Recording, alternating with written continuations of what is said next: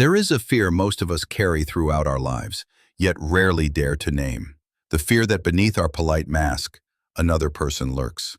A selfish, ruthless figure capable of hurting others for the sake of its own desires. We usually dismiss this thought, reassuring ourselves that it's just imagination, that deep down, I'm a good person. But Carl Jung, with brutal honesty, offered a truth most people don't want to hear. The worst things you fear about yourself, they are real. Jung called it the shadow, and for him, the shadow was not some vague idea, but a living force in the unconscious.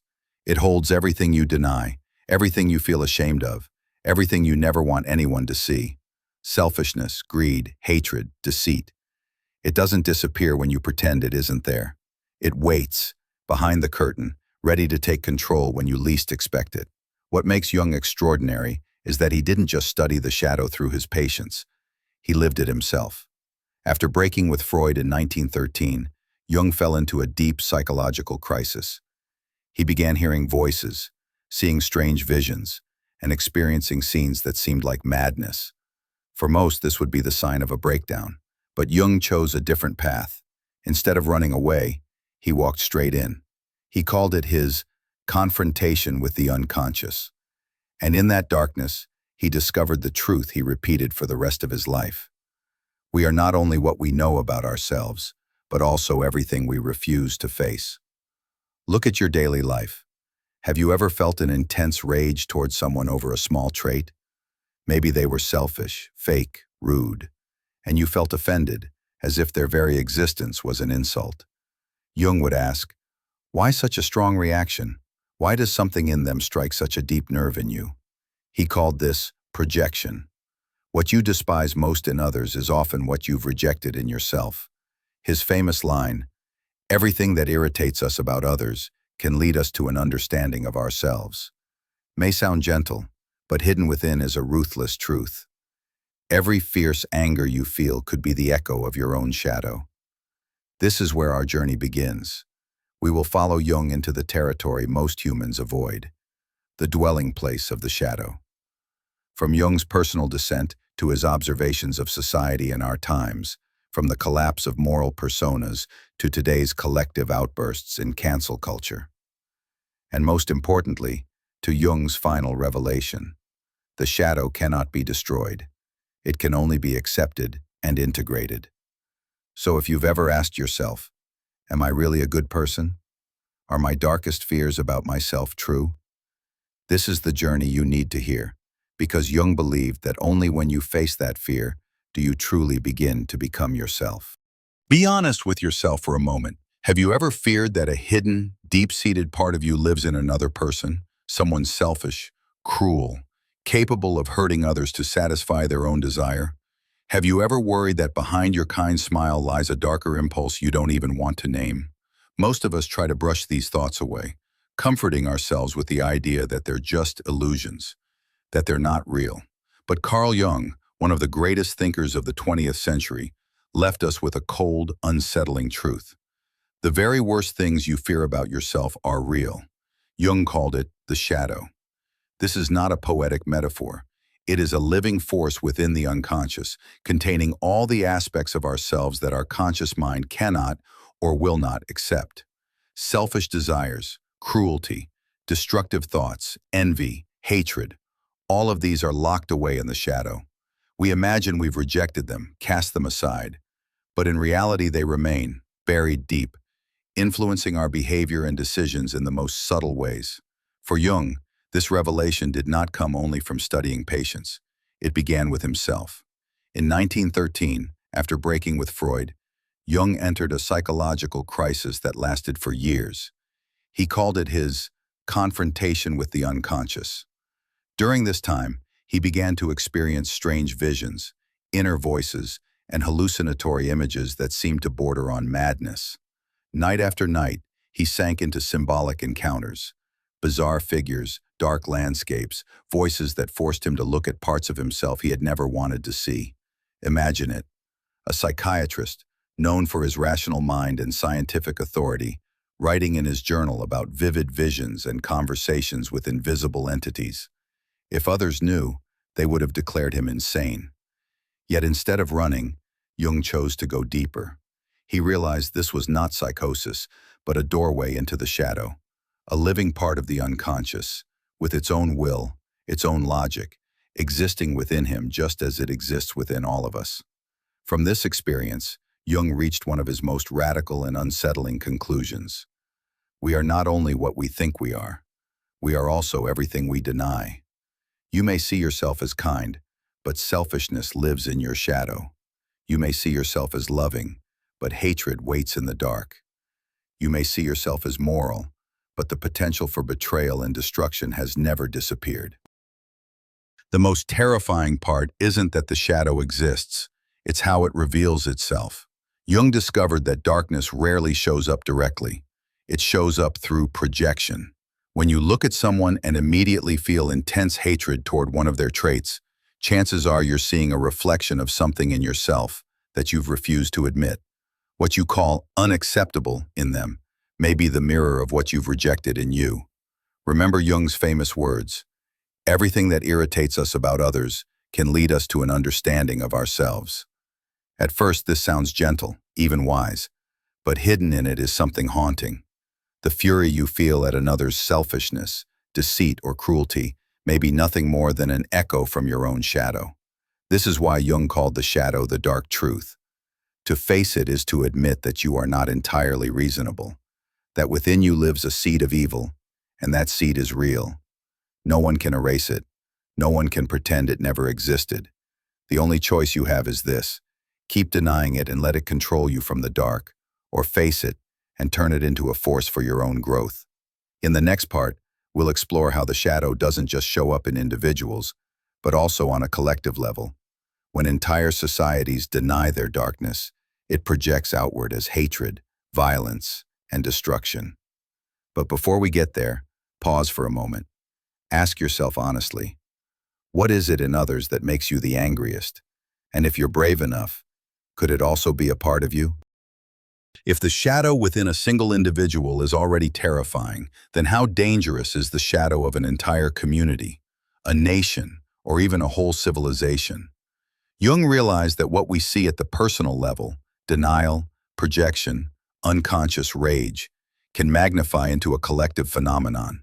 And when that happens, the consequence is no longer just the crisis of one soul, but the tragedy of humanity itself. He witnessed this firsthand in the 20th century. In studying the rise of Nazism, Jung saw not just a political movement, but a chilling example of collective shadow possession, when a society is overtaken by its shadow. After the humiliation of World War I and the despair of economic collapse, the German people projected all of their insecurity, anger, and fear onto another group. Jews became the mirror for what society refused to acknowledge in itself: greed, deception, difference. The collective shadow was no longer a private obsession. It became an obvious truth in the eyes of the crowd. And when a community falls into this state, Jung warned, the emotion of the collective swallows the reason of the individual. A person who, standing alone, might still have a conscience and the capacity to reflect, becomes in a crowd part of a monster larger than themselves. Jung called this psychological contagion, the spread of collective emotions so powerful that it paralyzes individual thought, turning human beings into instruments of the shadow. And once the shadow takes collective form, it doesn't stop at mockery or rage. It becomes violence, oppression, and massacre. That is why Jung treated darkness not just as a psychological issue, but as a matter of life and death for humanity. An individual who denies their shadow may destroy their own life, but a society that denies its shadow can drag the entire world into war. Don't assume this belongs only to the past, to the dark age of Nazi Germany. Jung reminds us, the shadow never disappears, it only changes form. In our own era, we see the collective shadow in movements that begin with the name of justice, but sometimes devolve into blind judgment. Take cancel culture. A single mistake, sometimes just a comment or an action from the past, can make someone the target of collective rage. Millions of people, hidden behind screens, unleash hatred, contempt, and the hunger to destroy. Of course, mistakes deserve accountability, But Jung would ask, why is the reaction so extreme? Why does anger spread so quickly, almost uncontrollably? The answer, it is a collective projection. What we don't want to face in ourselves, dishonesty, weakness, hypocrisy, we throw onto a scapegoat. And by destroying them, we feel as though we've cleansed ourselves of evil. But in truth, we're only deepening our denial of our own shadow. It isn't hard to see that today's political polarization also carries the signature of the collective shadow. In America, the two sides don't just disagree. They see each other as the embodiment of absolute evil. Each camp believes it represents the good, while the other embodies deceit, greed, and hatred. This is the logic of the shadow. The more we deny the darkness within, the more vividly we see it in others. Jung warned that when a society reaches this state, truth no longer matters. What matters is the comfort of the crowd when they have someone to blame. And in that process, reason is warped, compassion is lost, and human beings become tools of a blind collective. Does this sound familiar? Every time a wave of outrage spreads online, have you ever joined in, even with just one angry comment, one share, one insult? Did you feel a little relief because at least it wasn't you? Jung would say, that is the moment you are fueling the collective shadow, projecting your own fear and weakness into the world. This doesn't mean we should ignore wrongdoing, but without self-awareness, we risk becoming miniature versions of the very thing we claim to oppose. Jung once wrote, "Whoever fights monsters should see to it that in the process he does not become a monster. And if you gaze long enough into an abyss, the abyss will gaze back into you." The lesson is clear. No one escapes the shadow. You may think you are on the right side, but if you have not faced the darkness within, you can easily be swept away by the collective shadow, becoming an instrument of the very hatred you believe you're fighting. In the next part, we'll explore something even more subtle, the persona, the good mask we wear to be accepted by society. Jung reveals that the harder we cling to this perfect mask, the stronger and more dangerous the shadow underneath becomes.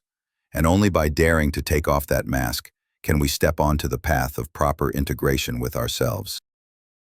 If the shadow is what we deny, then the persona is what we display. Jung called the persona a mask, the social shell we wear to be accepted, to fit expectations, to survive within the community. No one can live without a persona. We need it to work, to maintain relationships, to fulfill the roles society assigns. The problem is not having a persona. The problem begins when we fully identify with it, when we believe the mask is who we are. That is when the shadow silently grows stronger in the unconscious. Please think of the father who insists he is always exemplary, never angry, always gentle and moral. Or the mother who sacrifices endlessly, presenting herself as saintly, never thinking of herself. Or the pastor, the teacher, the friend who never stops smiling, never says anything improper. Outwardly, they seem flawless, but Jung would warn, the shinier the persona, the darker the shadow behind it, because no one is truly perfect. Anger, envy, hatred, desire, these are natural parts of being human. Pretend they don't exist, lock them beneath a moral mask, and they don't disappear. They accumulate, and eventually, they erupt, often in distorted, uncontrollable forms. Jung once wrote, "The persona is what one in reality is not, but what oneself and others think one is." Here lies the tragedy. You no longer know where the role ends and you begin. You live to maintain an image, and the harder you try to prove you are good, the farther you drift from the rest of your humanity. There is a frightening paradox here.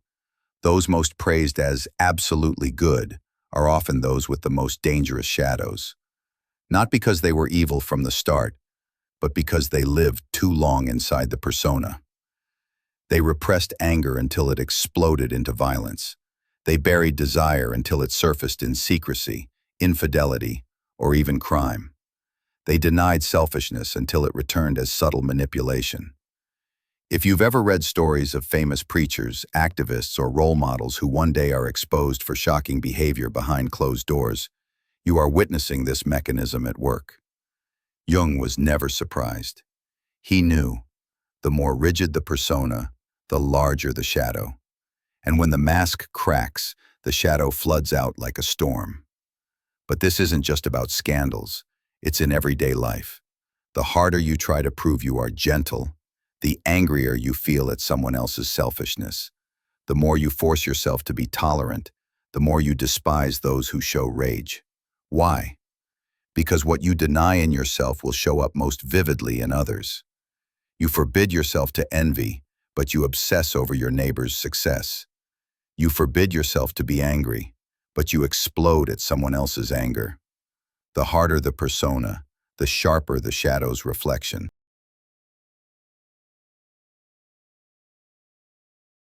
This is why Jung said, acceptance of the shadow is the condition for genuine kindness. A genuinely kind person does not deny the capacity for cruelty, but one who knows it exists in them and therefore chooses not to act on it. A truly moral person does not claim never to be wrong, but one who has seen their own capacity for error and learned to restrain it. Jung often referred to the saints and sages of history. He believed their greatness did not come from being free of darkness, but from facing, reconciling, and integrating their own shadow. A saint is not pure light. A saint holds both light and darkness within, and learns to let them coexist in a higher order. In our age, the persona has become even more dangerous because of social media. There, each of us is encouraged to build an image, a curated version of ourselves showing only what is beautiful, successful, enviable. We display smiles, highlight achievements, bury sadness, and hide failures, and so the shadow gathers. People think they are controlling their image, but in truth, the shadow is controlling them more than ever. Perhaps you felt pressure comparing yourself to a friend online. They seem happier, more successful, more radiant. But Jung would remind you, behind every persona lies a shadow. The more someone strives to prove perfection, the more they may be concealing their deepest fears. And if you only see their persona, you are not seeing them. You are seeing their mask. To some extent, we are all prisoners of persona. We need it to survive, but if we are not awake, we forget that it is only a role. And like every role, the curtain must eventually fall. If not, we risk losing our souls. In the next part, we will enter the most dangerous territory of the Jungian journey, confronting and integrating the shadow through individuation. This is a painful path, often mistaken for depression, anxiety, or even madness. But Jung insisted, only through darkness can the true self be born. At this point, a natural question arises. If the shadow truly exists, if the persona is only a mask, then how can we ever become our true selves? Carl Jung devoted his entire life to answering this question, and he called the path individuation, the journey toward wholeness of the soul. But be careful, this is not a road paved with light. It is a journey that passes through darkness, where you must confront everything you have feared most about yourself. Jung emphasized that individuation is not about becoming a better person, in the sense of social morality. It is about becoming real, about embracing both light and shadow. You are not only kind, you are also selfish. You are not only love, you are also hatred. You are not only gentle, you are capable of cruelty. And only when you accept the entire picture can you ever be truly free. But how can someone face the shadow they have denied their whole life? Jung developed a method he called active imagination.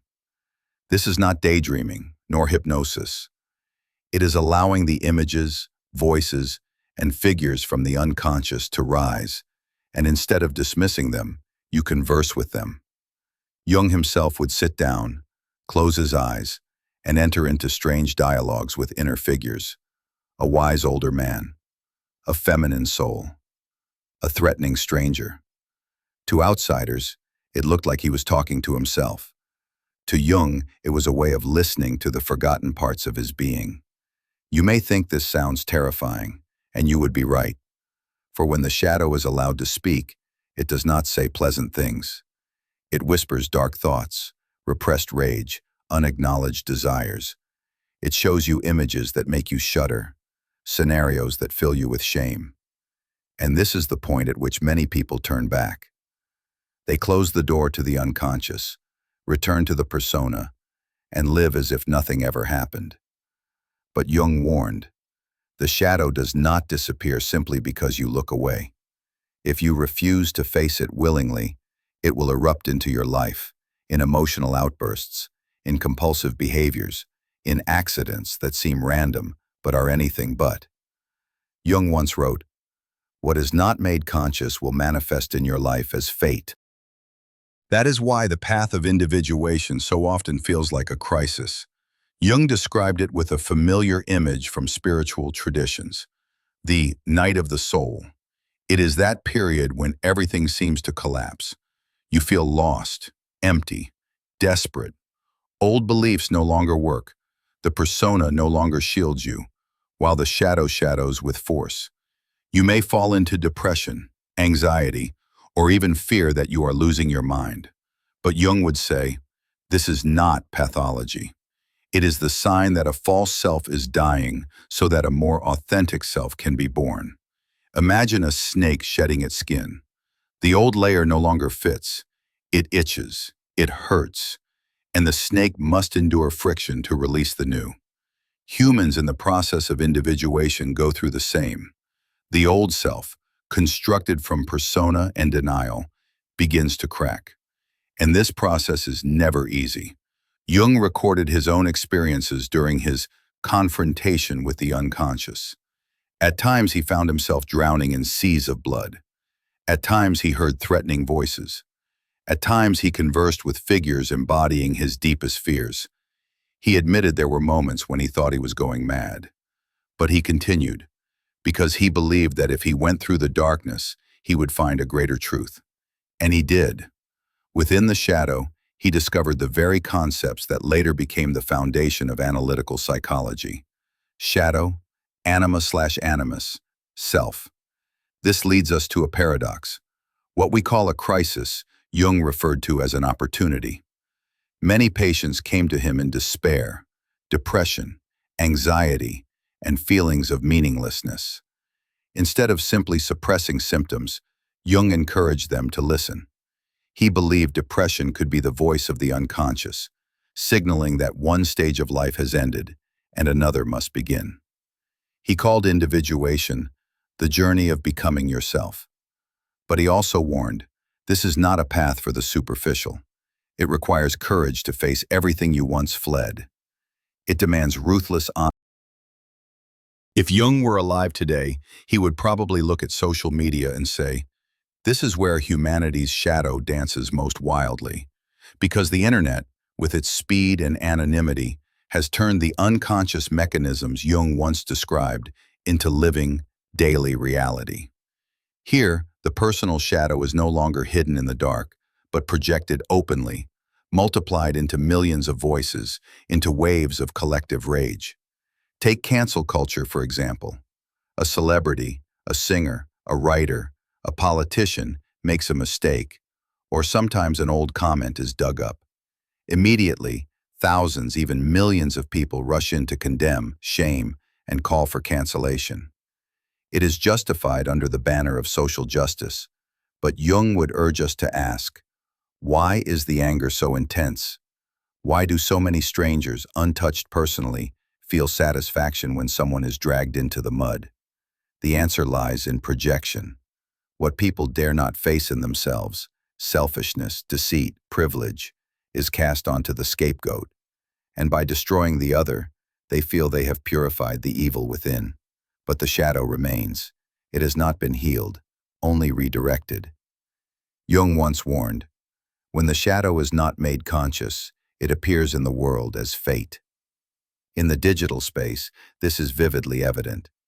Online crowds believe they are defending the truth, but in reality, they are being controlled by the collective shadow. Every angry comment, every gleeful share, is a way of avoiding their own inner darkness. This is not just cancel culture. Look at political polarization. In the US, The two political camps see each other not just as opponents, but as embodiments of absolute evil. Each side believes itself to be the light, and the other the shadow. This is precisely shadow logic. The more we deny our own capacity for wrong, the more clearly we see it in others. And when millions of people embrace this story at once, society fractures. Dialogue disappears. Jung would look at Twitter, Facebook, TikTok, and see a global stage where persona and shadow perform side by side. People curate perfect images, bright, moral, successful. But at the same time, they pour out their shadow, anger, contempt, envy. And as a rule, the brighter the persona, the darker the shadow. The more an influencer tries to prove they are good, pure, flawless, the more likely they are to be destroyed when their shadow surfaces. In truth, the internet exposes something Jung said long ago. We never control the shadow. We can only become conscious of it. Social media is the place where everyone thinks they are managing their image, yet their shadow leaks out more clearly than ever. A cruel comment, a jealous status, a mocking share. These are fragments of the shadow breaking through, whether the poster realizes it or not. Even more dangerous is what Jung called psychological contagion. One spark of outrage online can spread like a virus. You see others enraged, and you feel justified in your own anger. You see a crowd screaming, and you join in, afraid of being left out. Individual reason dissolves into collective emotion. At that moment, you are no longer yourself. You are part of the shadow overtaking the crowd. This is why the internet so often leaves us exhausted, not just from information overload, but because we are swimming in a sea of projected shadows. Every time you log on, you encounter hundreds of other people's shadows, and if you're not conscious, they trigger your own. You feel envy at someone's success. You feel anger at someone's mistake. You feel insecure when you see someone living the life you're afraid to live. These emotions are not new. They've always been inside you. However, the internet has now become a vast mirror, reflecting the shadows of all humanity. So what's the solution? Jung would not tell us to leave the internet. He would ask us to use it as a mirror. Every time you are triggered by a comment, a post, a scandal, stop and ask, why am I reacting so strongly? What part of my shadow has this touched? In that moment, you move from being possessed by the shadow to observing it. And that is the first step to integration. Here lies Jung's crucial reminder. Darkness does not disappear by destroying others. It disappears only when we dare to face it in ourselves. Cancel culture, polarization, online outrage, they are all symptoms of a humanity that has not yet done its shadow work. After all the spirals of the shadow, from the personal unconscious to the collective unconscious, from the masks of persona to the storms of outrage online, Carl Jung left us with a final truth. You are not only light, and you are not only darkness. You are both. This is a truth few want to hear, because we prefer to believe we stand on the side of the good, that we are kind, that evil lies somewhere out there, in other people. But Jung would say that is only the illusion of the persona. For in your unconscious, as in mine, as in all of humanity, there always exists the capacity for cruelty, selfishness, and destruction. And the more you deny it, the more power it holds over you. Think back to the times you were so angry you hurt someone you loved, the times you were so jealous you couldn't rejoice in another's happiness, the times you lied to protect your image. In those moments, you were no longer the better version of yourself. You had touched the shadow. But instead of seeing this as proof that you are bad, Jung invites you to recognize it as an inseparable part of being human. He wrote, "A person cannot reach wholeness without confronting their capacity for ruthlessness." It sounds harsh, but in truth, it is liberating. Because once you admit the darkness in you, you no longer waste energy pretending to be perfect. You no longer need a rigid persona. You can live authentically, capable of gentleness and of anger, of love and of asserting yourself, of generosity and of selfishness when necessary. Jung called this process integration. not killing the shadow, but merging it with the light to become a complete human being. A person who knows they can be ruthless and therefore chooses compassion. Who knows they can be selfish and thus learn to strike a balance between giving and receiving.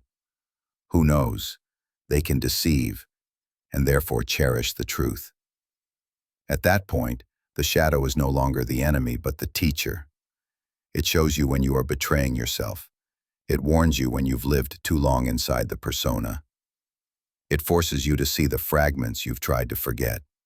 And when you learn to listen, you begin to step into what Jung called the self, the deepest center of the soul, where light and darkness coexist in a higher order. This is why Jung said freedom is not about eliminating evil, but about accepting the whole of human nature.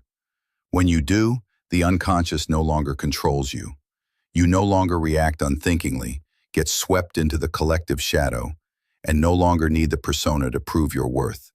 You become real, not perfect, but whole. And here lies the paradox. Only when you accept your own capacity for evil can you truly become good. Not good because you fear punishment, not good because you crave praise, but good because you choose it in freedom. That goodness is stronger because it has walked through darkness. In our modern age, this message is more urgent than ever. We live in a polarized world where each side believes the other is pure evil. Jung would remind us, the evil you see in others may be the shadow you refuse to face. And if humanity is ever to escape the cycle of hatred, the only path forward begins with each of us, daring to look at our shadow, daring to integrate it, daring to become whole. Perhaps this is the ultimate truth Jung left us with. Freedom does not lie in running from the darkness, but in walking through it. Freedom is not pretending to be only light, but accepting that you are both light and darkness, and from that place, living a life without fear. When you dare to embrace your whole self, you stop being obsessed with proving. You stop judging others to hide from yourself. You stop being swept up by the collective shadow. You stand steady as a human being, not perfect, but real. And in that truth, you find what every soul longs for, inner freedom. And at the end of the journey, we return to Jung's dark but liberating truth. You carry both light and shadow. You are capable of unconditional love, and also of cruelty beyond imagination. And that is not abnormal. The real danger begins when you deny half of yourself. When you pretend to be only light, the shadow takes over from the unconscious. When you fully identify with a persona, the social mask, you live as a character in a play, while your true soul is imprisoned. And when an entire collective denies its shadow, we see eruptions of hatred, blind waves of rage, and tragedies that scar humanity. Jung did not call us to destroy the shadow, because that is impossible. He called us to integrate it, to recognize anger as part of our human nature, to listen to the hidden message behind envy, to meet the selfishness or cruelty within ourselves, not with judgment, but with awareness and transformation. And in this integration, a paradox appears. Only when you admit your own capacity for darkness do you truly gain the power to choose goodness. Not because you are afraid, not because you seek approval, but because you decide kindness from freedom. That goodness is stronger than any persona, because it is rooted in truth rather than pretense. This is the final gift of individuation, freedom. Freedom is not avoiding the shadow, but walking through it. Freedom is not proving you are only light, but living in the truth that you are both light and shadow, and no longer afraid of it. When you embrace the whole of who you are, you stop being obsessed with proving yourself. You stop judging others to hide from your own darkness. You stop being swept away by the collective shadow, and you no longer need the rigid persona to protect an image. You become whole, not perfect, but real. Jung reminds us, one does not become enlightened by imagining figures of light, but by making the darkness conscious. This is not only advice for those in pain, but also for those who are not. It is a legacy for all of humanity, because